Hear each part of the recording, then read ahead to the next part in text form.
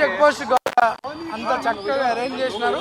And 100 votes వరకు poll అయినాయి. Within 1 hour within 45 minutes టైంలో దాదాపు 70 నుండి 100 ఓట్లు ఒక్కొక్క పోలింగ్ స్టేషన్లో పోల్ అయినాయి. అండ్ జనాలు ఈ ఎలక్షన్లో అత్యధిక పోలింగ్ జరిగే అవకాశం ఉంది. ప్రజలందరూ కూడా ఎర్లీ మార్నింగ్ బై 7 o'clock అందరూ కూడా రావడం పోలింగ్ స్టేషన్స్కి రావడం జరిగింది. మంచి ఓటింగ్ పర్సెంటేజ్ ఈ ఎలక్షన్లో పెరిగే చాలా చక్కటి అరేంజ్మెంట్స్ ఉన్నాయి. చాలా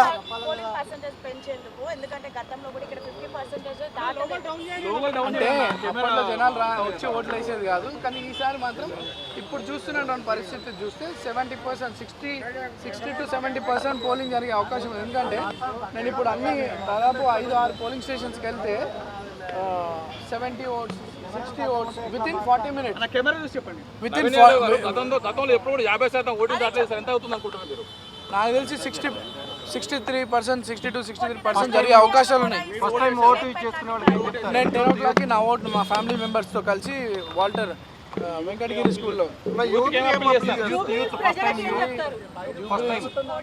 ఫస్ట్ టైం ఓటర్స్కి కానీ vote for your future, vote for your constituency development, not for sympathy, not for sentiment. ఇది మన భవిష్యత్తుకు సంబంధించిన ఎన్నిక కాబట్టి చాలా తెలివిగా జాగ్రత్తగా ఓటు వినియోగించుకోవాలని నేను యూత్కి అప్పీల్ చేస్తాను. That is all common. అవన్నీ కూడా అధికారులు దాన్ని రాటిఫై చేస్తారు. స్టార్ట్ అయిన టైం నుండి దాన్ని చేస్తారు. That is all. ఇక్కడ లేదు ఈసారి యూత్ అంతా కూడా, యూతే కాదు జనరల్గా చాలామంది ఓటర్స్ నెగ్లెక్ట్ చేస్తారు election. But this time 10 to 15% polling percentage పెరిగే అవకాశం ఉంది. ఈ వాతావరణం చూస్తుంటే ఒక 10% ఓటింగ్ పర్సెంటేజ్ పెరిగే అవకాశం ఉంది. అదే చెప్తున్నాను కదా, చాలా మంది భవిష్యత్తుకు ఓటేయండి. లేదు భవిష్యత్తు గురించి ఆలోచించి ఓటర్స్ అందరు కూడా బయటకు వచ్చి ఓటేస్తారు. సమాజం గురించి ఆలోచించి ఓటర్స్ రావడం జరుగుతూ ఉంది. దారిని అక్కడ కార్ దిగినప్పటి నుండి లోపలికి వెళ్తుంటే అందరు కూడా కంగ్రాచులేషన్స్ అని చెప్తాం. ప్రతి ఒక్క ఓటర్ కంగ్రాచులేషన్స్ చెప్తాను. I am feeling very happy.